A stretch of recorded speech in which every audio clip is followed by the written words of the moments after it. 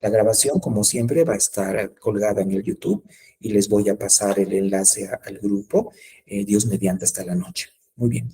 Abrimos el libro de Joel. El libro de Joel está exactamente al lado del libro de Oseas. Estamos siguiendo este estudio de profetas menores libro por libro. Entonces, digo, libro de Joel, capítulo 1, versículo 1. Libro de Joel, capítulo 1, versículo 1. El libro de Joel tiene dos connotaciones muy importantes. En primer lugar, la mayoría de los comentaristas bíblicos, por no decir todos los comentaristas, hablan de que el libro de Joel tiene un tema principal y el tema principal es el día del Señor. El día del Señor llegó. Realmente y nos llena de alegría, de júbilo a todos los cristianos, que el primer sermón de la iglesia cristiana como tal, el sermón del apóstol Pedro en el día de Pentecostés, trata acerca del día del Señor, que el día del Señor ha llegado. Y el apóstol Pedro saca el texto del libro de Joel. Joel es el primer sermón que se predica en esta nueva iglesia, en la llegada en la llegada del Espíritu Santo. Cuando desciende el Espíritu Santo y realmente todos empiezan a hablar en multitud de lenguas, es Pedro el que habla de que el día del Señor ha llegado y se basa esta prédica en el libro de Joel. Ahora, Joel como tal, el nombre Joel, y es posible que Joel sea un nombre bien popular en la mayoría de nuestras congregaciones. Joel significa Jehová es Dios. Repito, Joel significa Jehová es Dios. Para los que no han estado algunas de las clases en la semana, necesito que todos tengan la Biblia abierta. Les voy a ir, como este libro es relativamente corto, al menos es mucho más corto que Oseas, vamos a poder leerlo completamente, ¿no? En las dos partes de la clase, pero es muy importante que anoten estas cosas. El tema central del libro de Joel es el día del Señor y el significado del nombre de Joel es Jehová es Dios. Jehová es Dios. Y vamos al capítulo 1, versículo 1. Y dice lo siguiente. Palabra de Jehová que vino a Joel, hijo de Petuel. Aquí está hablando de un personaje que realmente existió. En los libros que les he pasado al grupo de WhatsApp hay datos históricos sobre Joel. Hay datos históricos que giran en torno de la época en que vivió, la zona, la región donde vivió, etcétera. Que eso para el tema de estudio de hoy día no lo voy a explotar mucho. Pero realmente Joel es una persona que ha existido, ha tenido un ministerio y ha tenido una misión. El poner acá, hijo de Petuel, es como ponerle el apellido a Joel. Entonces nadie, absolutamente nadie puede discutir acerca del autor de este libro, del contexto de este libro. Versículo 2. Oíd esto, ancianos, escuchad todos los moradores de la tierra. ¿Ha acontecido esto en vuestros días o en los días de vuestros padres?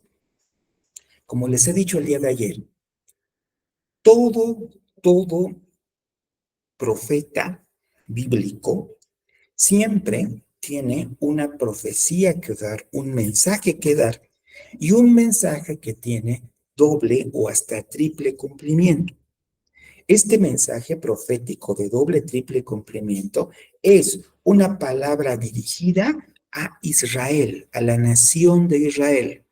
Uno. Otro, una palabra dirigida a nuestra congregación, a la iglesia de Dios. Tres, una palabra dirigida a cada uno de nosotros, a cada uno de nosotros. Es bien posible que lo que estoy diciendo se pueda tergiversar. Y es bien posible que hayan ustedes escuchado de una práctica relativamente satánica que se llama la bibliomancia. La bibliomancia es la práctica que tienen muchas personas que irónicamente asisten a las congregaciones, que tienen la costumbre de abrir la Biblia y meter su dedo ahí en las hojas y donde caiga su dedo para ellos es lo que Dios les está hablando. Eso es bibliomancia. Hay otras personas que ponen la Biblia en una ventana y espera que el viento mueva las hojas. Entonces ellos están entre rezando y orando e invocando algo y ellos esperan que el viento les diga lo que la palabra de Dios les va a comunicar, les va a enseñar. Hay otras personas, y esto no es extraño, hermanos, estas cosas están en la historia de la humanidad, que agarran este libro, agarran la Biblia, y eso hemos visto en las películas, en algunos libros, que quieren espantar al Drácula con esto, ¿no? Y se ponen con esto como escudo. Eso es bibliomancia. Una vez, hace un año más o menos, yo tengo varios hermanos, varias ovejas, ex ovejas en realidad, y ustedes saben, ¿no? En las congregaciones siempre hay gente que viene, gente que se va, y gente que después de buen tiempo se retira por alguna razón. Entonces hay una hermanita que ha tenido su hijito. Entonces esta hermanita ya un par de años que ya no se congregaba con nosotros y nos invitó a que lo conozcamos a su hijito. Entonces fuimos con mi esposa a su casa. Ellos se congregaban en otra congregación y habían salido de nuestra cobertura ya en un periodo de aproximadamente 2 años. Entonces, cuando yo llego y les llevamos unas chambritas, como cuando tú vas a visitar una guagua, ¿no? Cosas que hacemos los pastores. Y en este caso no era una persona de mi congregación, pero sí es amiga de mi esposa.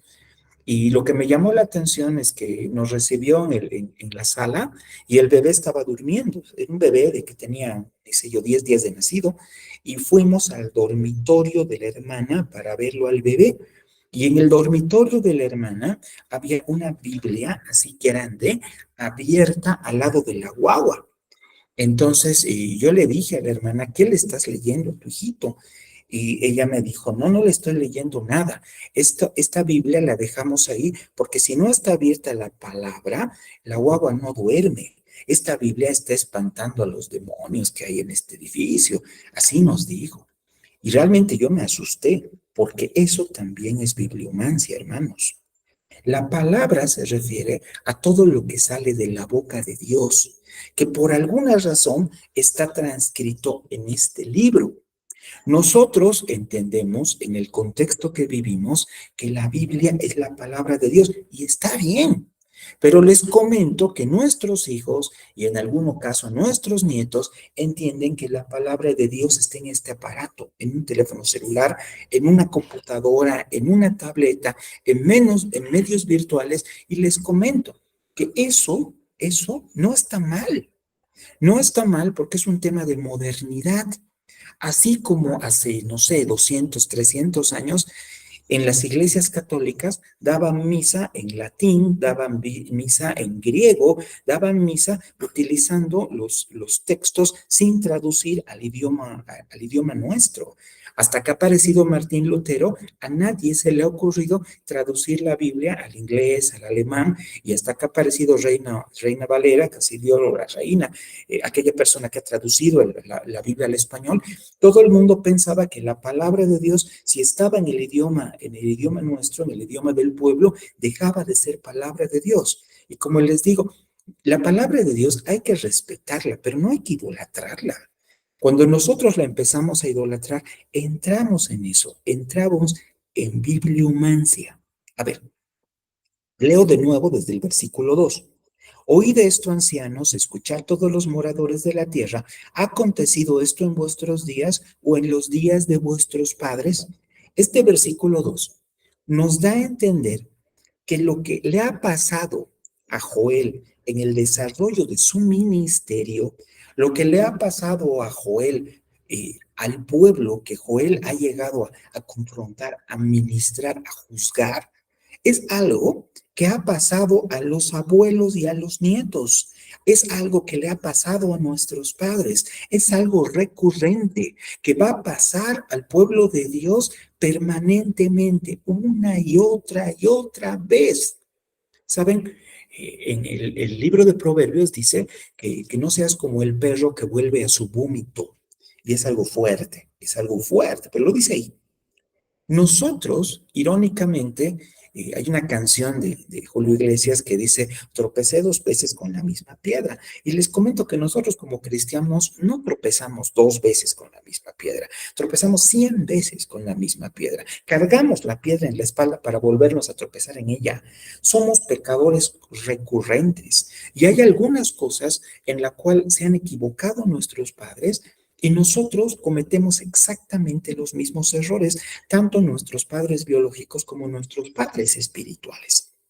Vivimos en congregaciones y tenemos congregaciones que han sido fruto de múltiples ataques internos y externos, pero los más peligrosos son los internos. Y estoy hablando de las divisiones, estoy hablando de las murmuraciones, estoy hablando del legalismo, montón de cosas que ustedes mismos han ido viendo en sus congregaciones a lo largo de los años que ustedes tienen en la iglesia. Les comento que Joel enfoca su mensaje precisamente a ese tipo de circunstancia, a ese tipo de mundo dirigido a la iglesia, al pueblo y a nosotros mismos. Ahora, ¿qué es lo que le ha pasado a vuestros padres y qué es lo que nos está pasando a nosotros? Versículo 3, versículo clave de todo el libro. De esto contaréis a vuestros hijos y vuestros hijos a sus hijos y sus hijos a la otra generación. Aquí hay una orden muy similar a la orden que dice en Apocalipsis, el versículo que dice que realmente el mandamiento de leer este libro y de que vamos a tener bendición solamente con leerlo. Aquí la instrucción no gira en torno a que pongamos la visión en tablas, en la casa y como a la gente le gusta colocar, citando a Josué. Aquí dice, de esto tenemos que predicar en las iglesias. Este es el tema central de nuestra prédica.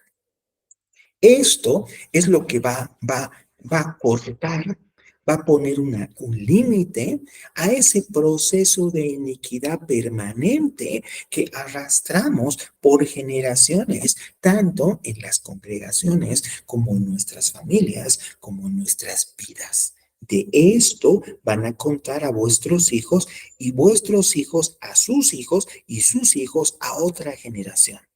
Esto es lo que tenemos que predicar. Ahora, ¿qué puede ser tan interesante? ¿Qué puede ser tan importante? Versículo 4. Escúcheme. Lo que quedó de la oruga comió un saltón. Lo que quedó del saltón comió el revoltón.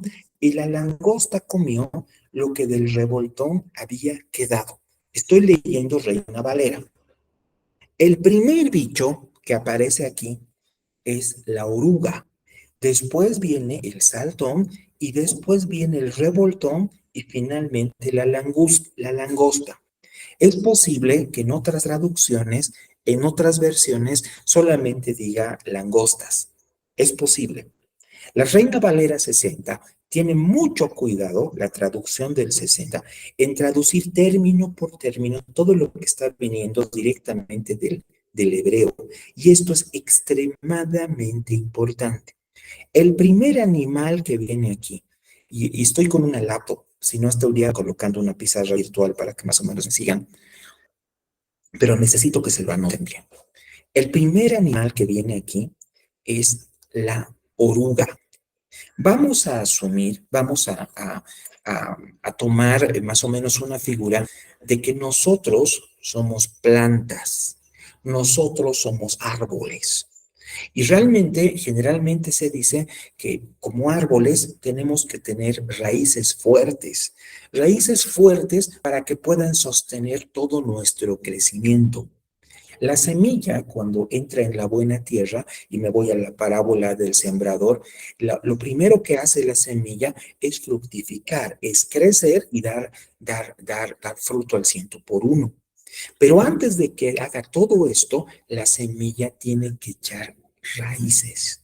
Hay muchas personas, hermanos, en la iglesia que no dan fruto inmediatamente, que se pasan años creciendo, pero no creciendo hacia arriba, sino creciendo hacia abajo. Hay personas que se activan muy rápidamente, Pero estas personas que se activan muy rápidamente, no en todos los casos, pero sí en la mayoría, son personas también que se caen muy rápidamente. Los militares tienen un dicho y dicen, aquella persona que no aprende a ser un buen soldado no puede ser un buen capitán. Y realmente aquella persona que no puede ser un buen discípulo no puede ser un buen maestro. Eso es locura. Aquella persona que no puede ser un buen hijo es muy poco probable que llegue a ser un buen padre. La oruga, que es el primero de estos bichos, es un animal que existe en el campo. Es un animal que posiblemente algunas personas lo conozcan con otros nombres. La oruga es una especie de gusanito chiquitito. Es un gusanito redondito, es una bolita que se mete dentro de la tierra y no ataca el tronco, no ataca el fruto. Y lo peor de la oruga es que no se la ve. La oruga ataca a las raíces. La oruga ataca a los principios que te sostienen a nivel espiritual. Todo principio siempre va a ser atacado. Repito, todo principio siempre va a ser atacado. Muchas veces nosotros podemos resistir ataques superficiales, pero los ataques estructurales, los ataques que atacan directamente a los pilares de nuestra doctrina, de nuestra vida espiritual, son los más duros, hermanos. Esta oruga son todas las cosas que se meten debajo de ti y lo peor es que no te das cuenta. Los agrónomos dicen que uno de los ataques más terribles y de una de las plagas más terribles que puede sufrir un sembradío es la plaga de las orugas. ¿Por qué? Porque por bajo empieza a atacar el enemigo, empiezan a atacar estos bichos y de pronto tú ves el tronco que está en pie, ves que los frutos están saliendo con toda normalidad, pero por alguna razón de un día para otro todo el árbol se empieza a tambalear y de la nada se cae. Esto vemos en las calles. En la ciudad de La Paz a veces hay troncos secos. Y tú dices, este tronco, ¿por qué está seco? Este árbol, ¿por qué está tan seco? Y de pronto un viento y el árbol enorme, que está completamente verde por arriba, se cae. Y la gente que va a ver ese árbol se da cuenta que las raíces están completamente podridas. La primera estrategia, el primer mecanismo de ataque del enemigo es el ataque a tus principios. Ese ataque a tus principios que no se ven. Ese ataque a la comunión que tú tienes con el Señor. Porque las raíces en todo árbol tienen un propósito y el propósito es extraer de la tierra las proteínas, las vitaminas y el agua que sirven para sostener el resto del cuerpo. Ataque número 1, las orugas. Lo que quedó de la oruga, sigo en el verso 4, comió el saltón. El saltón, hermanos, también se le llama saltamontes. En algunas culturas también le llaman la cigarra. Estos animalitos empiezan a atacar el tallo del árbol. El tallo del árbol. ¿Qué es el tallo del árbol? Si esto es un árbol, tiene raíces. El tallo es lo que lleva, llamaremos la savia, a todos los puntos del árbol, tanto a los frutos como a las hojas y a la copa misma del árbol. Estos saltamontes, a diferencia de las orugas, sí se ven. Estos saltamontes son como una plaga la cual ataca el árbol y empieza a devorar toda la madera con el objetivo de devorar la savia. Estos saltamontes, hermanos, es la comunión que nosotros tenemos, pero no con los hermanos, sino, perdón, pero no con el Señor, sino con los hermanos. Muchos de nosotros a veces nos sostenemos en la iglesia y hay muchos hermanos que ustedes ven en la congregación que no están necesariamente porque buscan la parte espiritual de la iglesia. Y lo que les estoy diciendo parece terrible y es terrible de hecho. Yo conozco muchos hermanos que van a la congregación, que no dejan de congregarse, pero a ellos no les interesa tener una comunión espiritual. Les interesa tener un vínculo un vínculo de comunidad con el resto de los hermanos.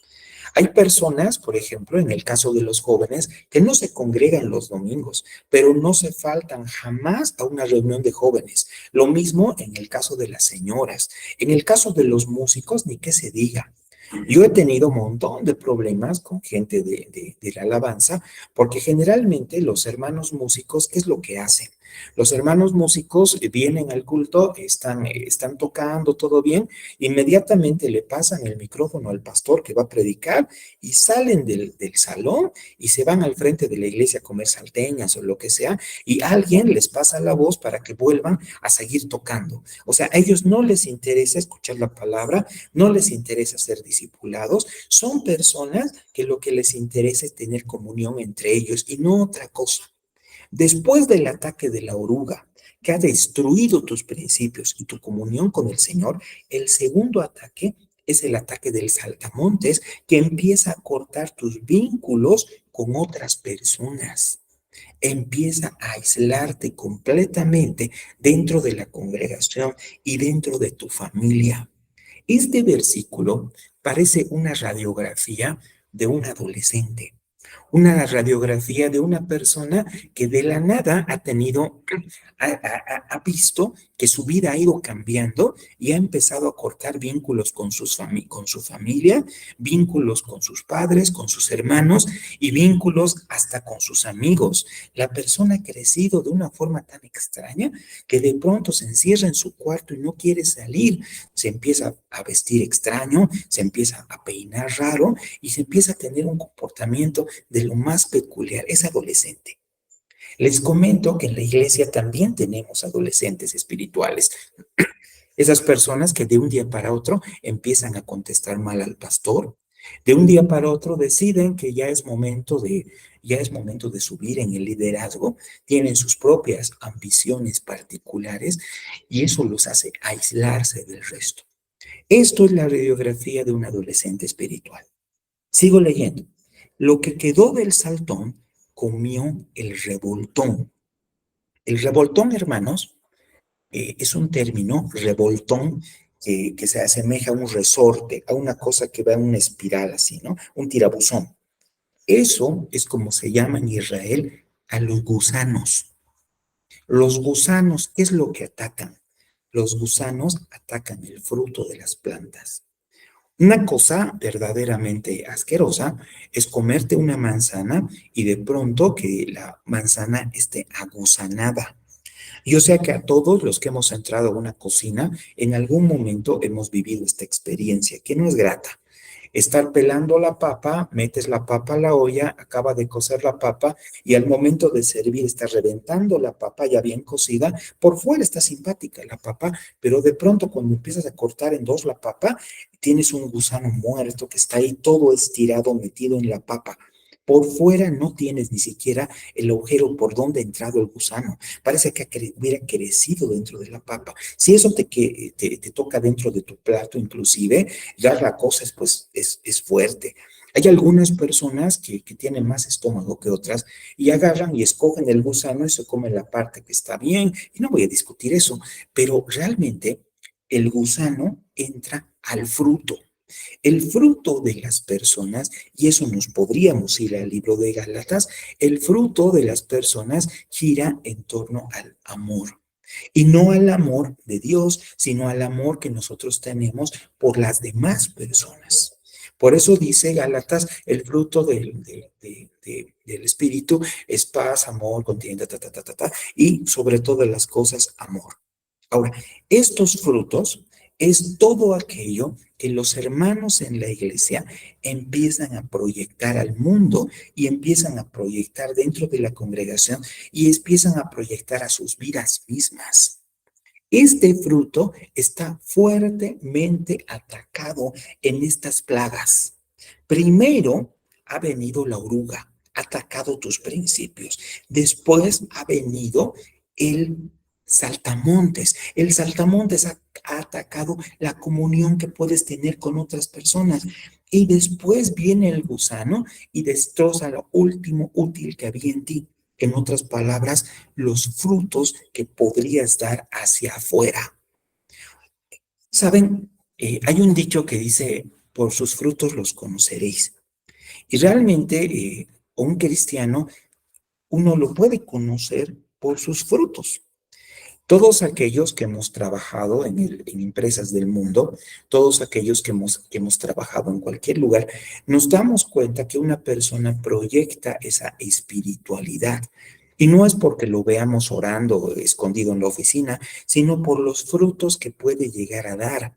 Una persona que tiene una paciencia notablemente superior a las demás, una persona que realmente es buena, una persona que es honesta, una persona que puede proyectar en su vida todos los valores cristianos. Entonces uno se acerca a él y le pregunta, dime una cosa, ¿tú eres cristiano? Y la persona te responde, sí. No es alguien que tú le hayas encontrado leyendo su Biblia en horas de descanso. Es alguien que su comportamiento realmente te puede llegar a conquistar. El apóstol Pablo dice a las mujeres que convenzan, que ayuden a la conversión de sus maridos por medio de su testimonio. Ese testimonio es el fruto que tú estás dando hacia afuera y el gusano lo sabe, el gusano se come tu testimonio, porque evidentemente un árbol que no tiene tronco y un árbol que no tiene raíces, lo último que va a dejar caer son sus frutos. Después de la oruga, el saltón y el revoltón, viene la langosta. Y dice, la langosta come todo lo que del revoltón había quedado. ¿Qué es la langosta? En el pueblo de Israel se conoce la peor de las plagas como la plaga de las langostas. La plaga de las langostas es ni más ni menos que una plaga de unos animales que pueden llegar al campo y arrasar absolutamente con todo. Las langostas vuelan, son una especie de avispas grandes, enormes, que llegan a los sembradíos y consumen todo, todo. En los tiempos bíblicos, la plaga de las langostas era la plaga más temida. ¿Por qué? Porque las langostas no dejan nada, no dejan nada. Son unos bichos que vienen volando, vienen por aire, vienen con una nube de langostas y a la cosecha la devoran completamente. Las personas lo único que pueden hacer es esconderse en sus casas, poner humo, poner fuego para que las langostas no se acerquen, porque inclusive a los animales las langostas se lo devoran. Las langostas es posiblemente la peor de las plagas y es una plaga que ataca después de todas las demás. La palabra nos manda a estar firmes en el día malo. Y está bien, tenemos que estar firmes en el día malo, pero realmente le reto a alguien que puede estar firme en medio de un ataque de langostas. El Señor, y eso lo vemos en el libro de Job, que controla estos ataques del enemigo.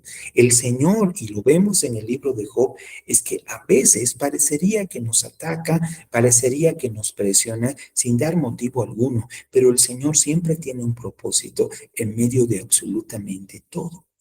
Este versículo 4 es realmente en un solo versículo ha destrozado a una nación. En un solo versículo ha destruido a una congregación y puede haber destruido inclusive a una persona. El corazón del más cristiano, el corazón de la persona más comprometida con el Señor no puede estar en pie detrás de una plaga de estas características. Orugas, saltamontes, revoltones, gusanos y langostas. Versículo 5. Despertad borrachos y llorad, gemid todos los que bebéis vino a causa del mosto, porque esto os será quitado de vuestras bocas. La palabra vino, el término vino, por si acaso vino y mosto es lo mismo. El mosto es lo que se está convirtiendo en vino. Es toda la cosecha de la uva que no tiene todavía ese sabor a vino. Es como refresco, ¿no? Y es prácticamente lo mismo porque los efectos son los mismos. Eso es un efecto de borrachera. Y por si acaso no vean esto como algo necesariamente malo. En las congregaciones se tomaba vino, obviamente no se emborrachaban, ni mucho menos, pero nosotros vemos en la Santa Cena tomar vino también. Ahora, obviamente con cierta medida. El vino siempre estaba presente en las fiestas y el vino estaba relacionado con una alegría, y una alegría, por cierto, efímera. Nosotros, el día de ayer en Udabol, hemos tenido la oportunidad de escuchar en el webinar, no sé si ustedes han tenido la oportunidad de participar, a una persona que nos ha hablado acerca de principios de música, alabanza, adoración, etcétera. Y realmente me ha llamado mucho la atención las cosas que ha dicho este pastor colombiano, y les invito a escuchar el reprise que está en el Facebook. Él ha mencionado acerca de que esta música puede darnos alegría, puede darnos tristeza, es una herramienta que puede, digamos, entre comillas, manipularnos. Y él habla de que la música está acompañando el culto, pero la música no puede ser el centro del culto. El vino, hermanos, está acompañando la fiesta, pero nunca el vino puede ser el centro de la fiesta. Yo sé que en este tiempo, especialmente en un país como el nuestro, nosotros estamos muy acostumbrados a que las fiestas giren en torno al vino. En otras palabras, la gente en nuestra cultura va directamente a una preste, a una fiesta, directamente a farrear, ¿no? Directamente.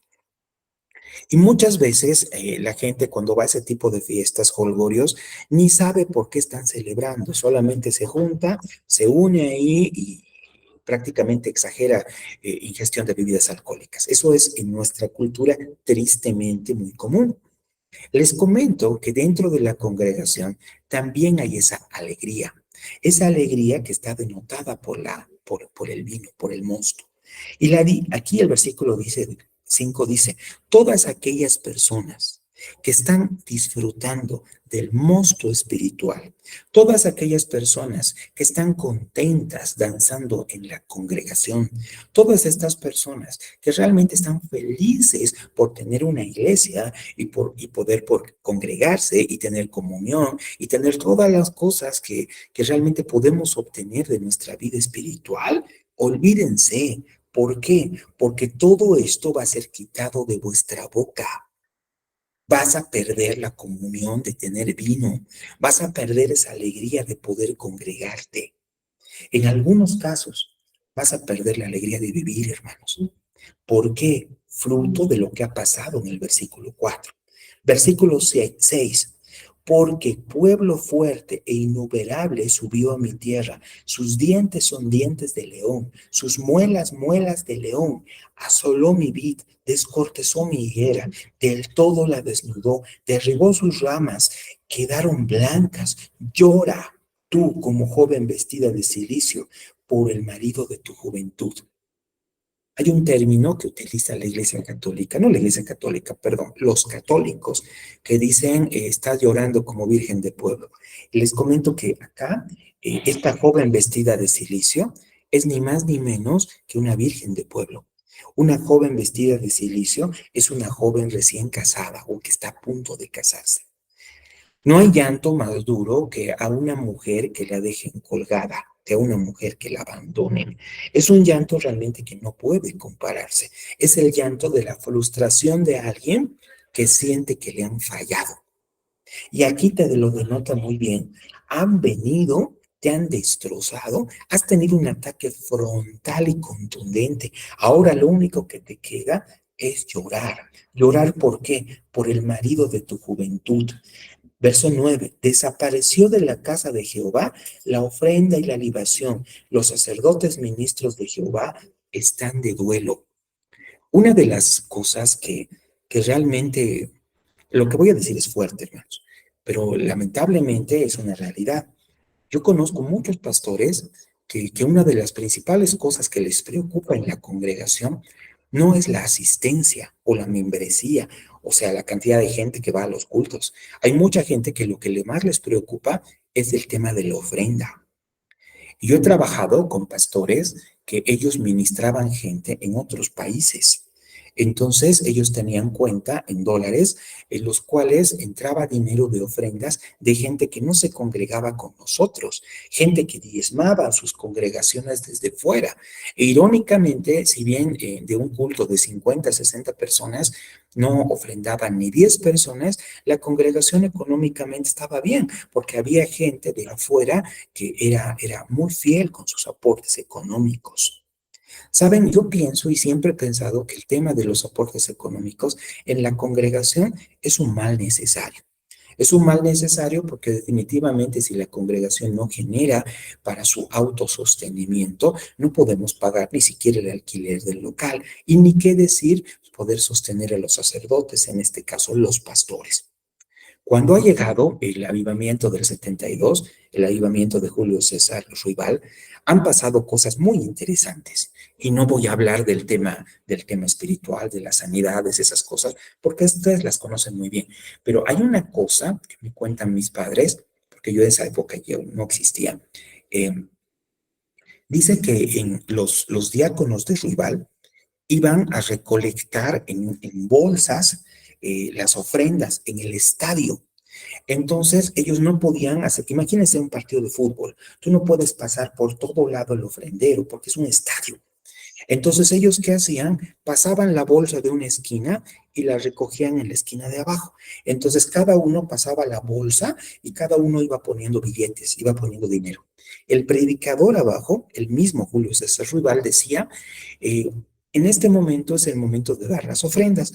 Y todo aquel que haya venido con una necesidad económica acá, siéntase completamente libre de tomar del ofrendero lo que necesite. Y realmente yo no sé quién de ustedes, pastores, se animen a decir algo así. Acérquese al ofrendero y todo aquel que tenga una necesidad económica, anímese a sacar del ofrendero lo que necesite. Y no estoy diciendo que sea bíblico, no bíblico, sino Ruibal hacía esa, entre comillas, apuesta. Porque Ruibal, una de las cosas que tenía en su ministerio, tenía todos los recursos, tenía apoyo hasta del gobierno. El gobierno le ha dado los estadios sin cobrarle un peso de alquiler. El presidente de la República en ese momento le ha puesto un avión a su disposición para que lo lleve por todo el país, un avión de la Fuerza Aérea Boliviana. Entonces, Ruibal no tenía necesidad económica. Y no hay mejor cosa en la congregación que no tener necesidad económica. Pero uno tiene necesidad económica en el momento que el dinero falte. ¿Y saben qué dice acá el versículo 9? Desaparece de la casa de Jehová la ofrenda. Ya no hay ofrenda. ¿Y por qué no hay ofrenda? Después de todo este ataque, después de que todos los miembros de la congregación se han convertido en una especie de adolescentes espirituales, lo último que vas a esperar tú como pastor es que estas personas sigan teniendo la voluntad de poder poner recursos económicos en el ofrendero. La gente lo último que va a hacer es precisamente eso, o mejor dicho, lo primero que va a hacer eso. Hace unos años yo asistí en una congregación donde yo era parte del liderazgo. Entonces, había un momento en los concilios de líderes que hacíamos todo lo que es el informe de cada uno de los líderes acerca del estado de sus células. Y había un líder, hermanos, que trabajaba en yacimientos. Esta persona era económicamente muy pudiente, era una persona rica, ¿no? Entonces, este sujeto lo que hacía y lo que nosotros esperábamos de él, era que ofrende, y él ofrendaba. Él era una persona muy dadivosa. En un momento dado, él tuvo problemas de salud con uno de sus hijos y tuvo problemas de salud muy fuertes.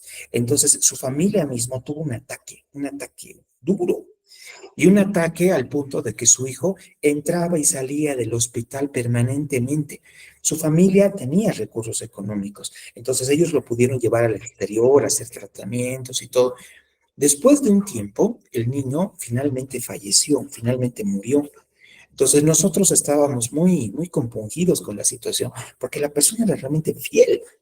Y fue pasando el tiempo, él siempre estuvo en las reuniones de líderes, hasta que un día nos dijo, solamente voy a venir los domingos, ya no voy a estar a cargo de la célula, no voy a estar a cargo del liderazgo, renuncio al liderazgo, pero él se seguía congregando al menos los domingos. Después de 2 años, yo no tenía acceso a los informes de diezmos.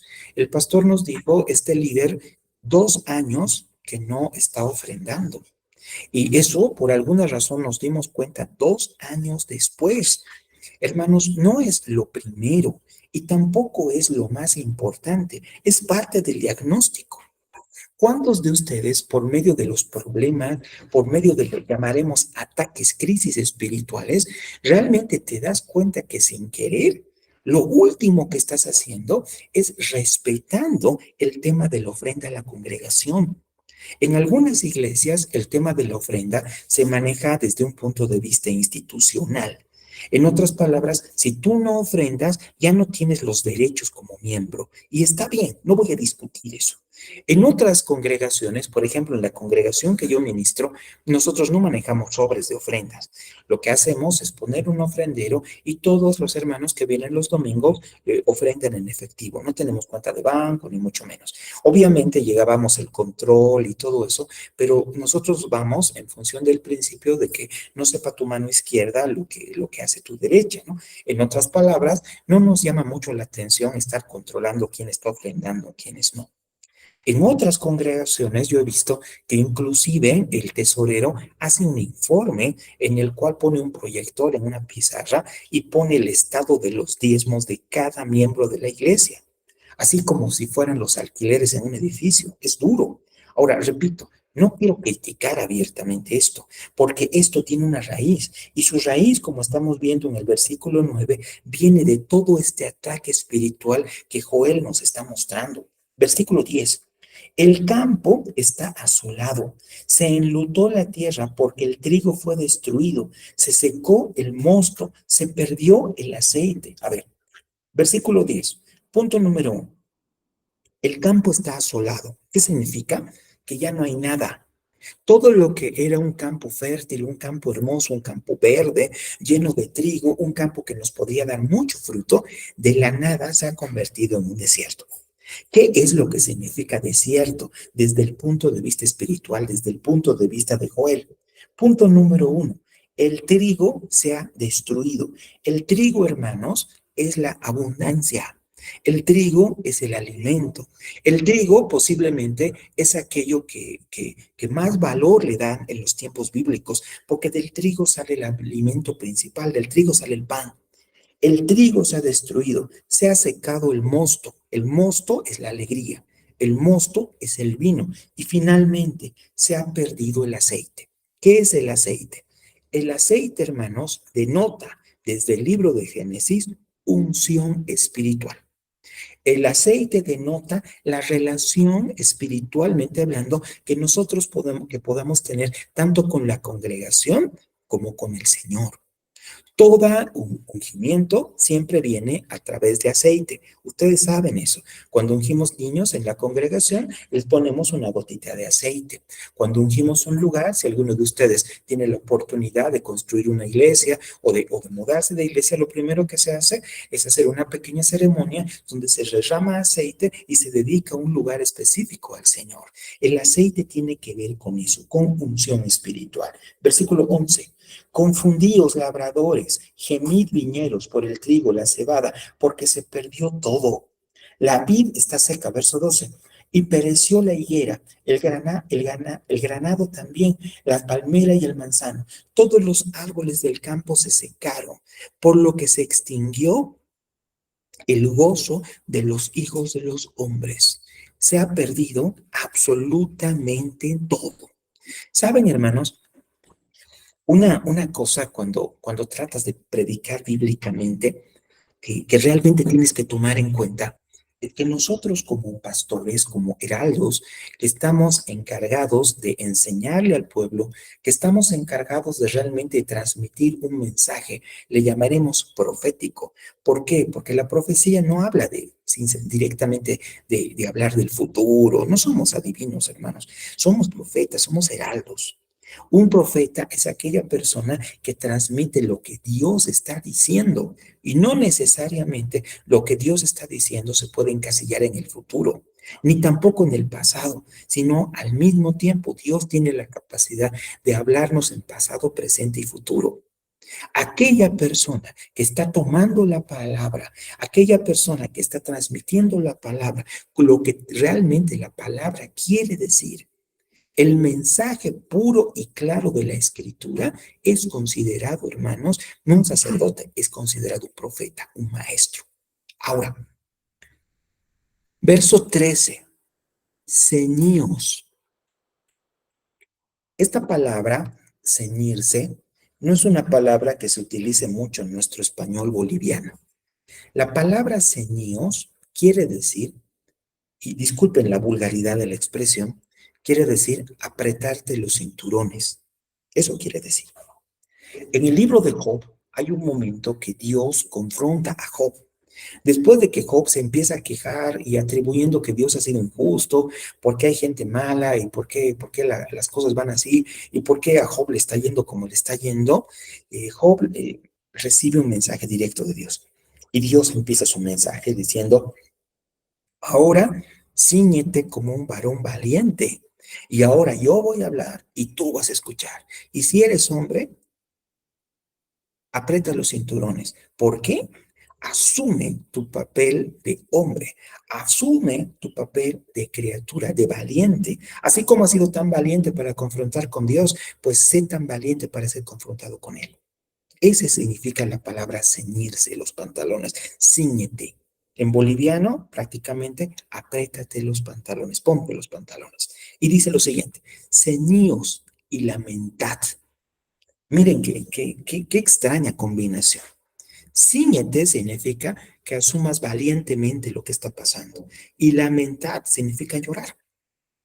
¿Cómo puede ser alguien valiente y lloró al mismo tiempo? Aquí dice eso.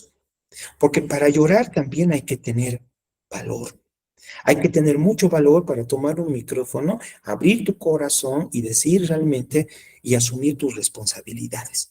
Y decir realmente que todas las cosas que han pasado y todas las cosas que te están pasando son cosas que están viniendo a través de una prueba que tú estás pasando, a través de algo que básicamente te has buscado. Ceñíos y lamentad, sacerdotes. ¿Qué significa sacerdotes? Pastores. Ceñíos y lamentad, pastores. Gemid, ministros del altar.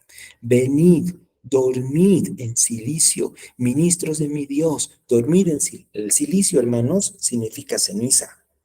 El silicio es un que se llama, es un símbolo que tiene mucho que ver tanto con la alegría como con la tristeza extrema. El silicio es como forrarte de ceniza, mostrándole a la gente tus sentimientos. Duerman en silicio, ministros de mi Dios, porque quitada es de la casa de vuestro Dios la ofrenda y la libación. Todo lo que tú tenías para poder ofrendar y toda la ofrenda que recibías, todo lo vas a perder, pastor. Saben, una de las cosas más fuertes que tenemos como pastores es realmente el momento de hacer alcanzar las ofrendas que tenemos, que a veces son pocas, y para todos los deberes que tenemos. Ser hijo de pastor, yo entiendo que es una cosa muy dura, y peor aún cuando el pastor es pastor tiempo completo. Los hijos de pastores no son libres de comprarse unos zapatos nuevos, porque inmediatamente uno siente, ¿no? Como niño, como joven, que todo el mundo uno lo está mirando y dice, ¿por qué el hijo del pastor se está vistiendo así? Seguro algo está haciendo raro con las ofrendas. Hay ese tipo de miramientos. El pastor no es libre de comerse una salchipapa. ¿Por qué? Porque prácticamente tiene ese mismo tipo de miramientos. Por eso en Bolivia, realmente los pastores tiempo completo son una cosa que hay que respetar mucho, hermanos, porque realmente tienes que tener muchas agallas para tomar un ministerio tiempo completo. Y no estoy hablando de los evangelistas, ¿no? Que solamente van de congregación en congregación recibiendo ofrendas. Estoy hablando de las personas que están en una congregación específica viviendo el día a día. Realmente estos hermanos no tienen un día libre, porque hay congregaciones institucionalmente que tienen un día libre los lunes, pero hay otras congregaciones que sus hermanos no respetan eso. Te llaman lunes, te llaman 3 de la mañana, te llaman 4 de la mañana. La vida de un médico no es nada en comparación de la vida de un pastor. Y muchas veces los que más consumen tu tiempo son personas que no aportan, que no ofrendan económicamente al ministerio. Las personas que sí ofrendan a lo mejor sí te respetan. Y lo más triste es el momento en que la ofrenda y la libación, en otras palabras, que los recursos se han acabado. Y en ese momento es momento de ponerte los pantalones tú como pastor y simplemente lamentarte. Lamentarte y llorar tristemente en el momento que te estás dando cuenta que todo tu ministerio se está yendo a pique porque el Señor lo ha determinado así. Versículo 14. ¿Qué tenemos que hacer, pastores? Verso 14.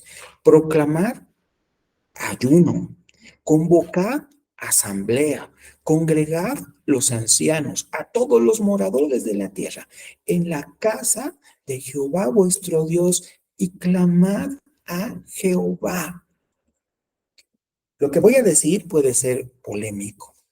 Me gustaría decirles personalmente, en otras palabras, presencialmente, porque es posible que no estén de acuerdo conmigo y algunos discutan, pero es lo que yo veo en la palabra. La palabra dice que hay un momento en que los discípulos vienen trayendo un endemoniado que no han podido liberar. Y el padre del endemoniado le dice a Jesús, Jesús, tus discípulos han venido y han intentado liberarlo y no han podido, y a ver si tú puedes hacer algo por él, ¿no? Y Jesús lo libera fácilmente. Entonces los discípulos se acercan a Jesús y le dicen, Señor, ¿por qué no hemos podido nosotros liberarlo? ¿Por qué no lo hemos podido sacar al demonio del niño, ¿no? Entonces Jesús les dice, de cierto en cierto os digo que este género no sale sino con oración y ayuno. Y la mayoría de nosotros hemos enseñado esto o si no lo hemos aprendido. Les comento que en el original, en el griego, la palabra ayuno es una palabra que se ha añadido a ese versículo. Y estoy hablando de la historia según el libro de Marcos. El versículo original no dice este género no sale sino con oración y ayuno. El versículo original dice este género no sale sino con oración y oración. ¿Cuál es la diferencia? Hay muchas personas que somos bolivianos, ¿ya? Y a veces actuamos como bolivianos. Los bolivianos, como bolivianos, pensamos que podemos doblar la mano del presidente, la mano hasta de nuestros padres, de nuestro jefe, cuando queremos un aumento, cuando queremos que se remedie una injusticia, en base a paro y bloqueo. Todos pensamos eso, somos bolivianos, hay que ser sinceros. Y hay mucha gente en la congregación misma que hasta le hace algún tipo de bloqueo al pastor y dice, no me voy a volver a congregar hasta que el pastor no arregle esto. No voy a volver a participar del grupo de alabanza hasta que no se lo ponga en disciplina a esta persona y quieren manipularte. Y lamentablemente hay mucha gente, y no son los menos, son muchos, que intentan tener ese tipo de comportamiento con Dios. En otras palabras, quieren hacerle un berrinche. Y la palabra no habla del ayuno como una forma de doblarle el brazo a Dios. No habla del ayuno como una forma de manipularle al Señor, ni mucho menos como una forma de pagarle una penitencia a Dios. Habla del ayuno, ni más ni menos que como una consecuencia de la búsqueda de Dios. Hay muchas congregaciones, hermanos, que tienen días de ayuno planificados en el calendario. No voy a discutir eso. Pero el espíritu, no el espíritu, la idea del ayuno en el Nuevo Testamento no está en decir, es primer domingo del mes, hay que ayunar. No, no va por ahí. La idea del ayuno es la siguiente. Vamos a hacer una reunión de oración y vamos a orar hasta que las velas quemen. Entonces todos nos arrodillamos, todos doblamos rodillas y empezamos a buscar al Señor. Y así, en esa idea de buscar al Señor, en esa idea de derramar nuestro corazón delante de Dios, de pronto alguien entra en la congregación y nos dice, pastor, ¿qué ha pasado? ¿Por qué? Son las 9 de la mañana, ustedes están desde ayer aquí. Sin querer queriendo, has hecho una vigilia, sin programarla, sin traer grupo de alabanza, sin planificar comida, has hecho una vigilia.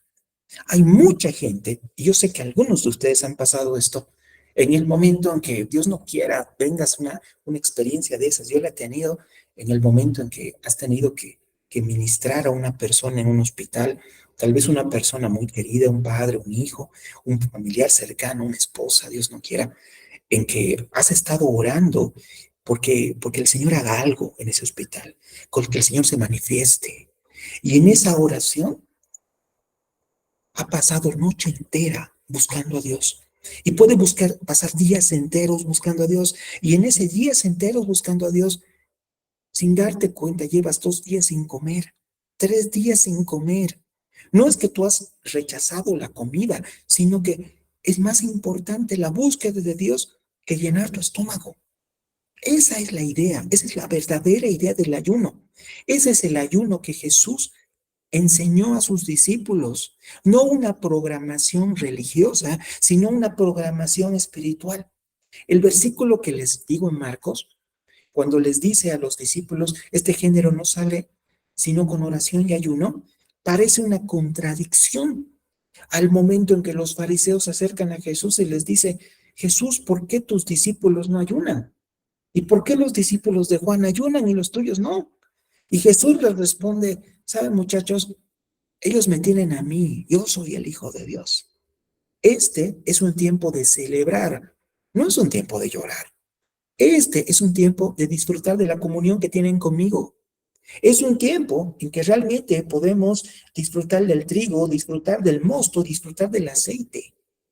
Estamos en un punto espiritual, les dijo Jesús, en que tienen que aprender de mí, no programar ayunos.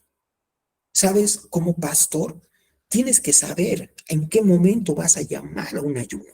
Tienes que saber en qué momento vas a convocar una vigilia. Y una vigilia, hermanos, no es un culto largo. Yo he visto vigilias en varias congregaciones donde colocan programación de grupos de alabanza, traen grupos de alabanza invitados, traen 2 predicadores y realmente tú dices, la vigilia va a empezar 11 de la noche, va a acabar 8 de la mañana al día siguiente y todo el programa que tenemos está tan saturado que no hay un solo momento en que la gente realmente esté buscando al Señor. En la puerta están vendiendo hot dogs, están dando café, están vendiendo comida, adentro están danzando, están todos felices. Llamale, hermanos, no sé, con todo respeto, una pijamada cristiana, pero no le llames vigilia. Porque realmente el eje de la vigilia, el eje del ayuno, no es una acción social. No es paro y bloqueo para doblar el brazo de Dios. Es buscar a Dios con todo. Porque tenemos que buscar a Dios. ¿Por qué? Porque no lo estamos encontrando. Hay mucha interferencia en nuestra comunicación con Dios. Y ¿saben? Dios quiere que doble rodillas. Dios quiere tener una comunión contigo. Estoy en el versículo 14 del capítulo 1. Nos vamos a descanso, hermanos. Estén atentos. Voy a tratar de retomar esto exactamente a las 11 en punto. Y les advierto, hoy día nos vamos a quedar por lo menos hasta las 12:30, tal vez 1, porque quiero acabar el libro de Joel el día de hoy.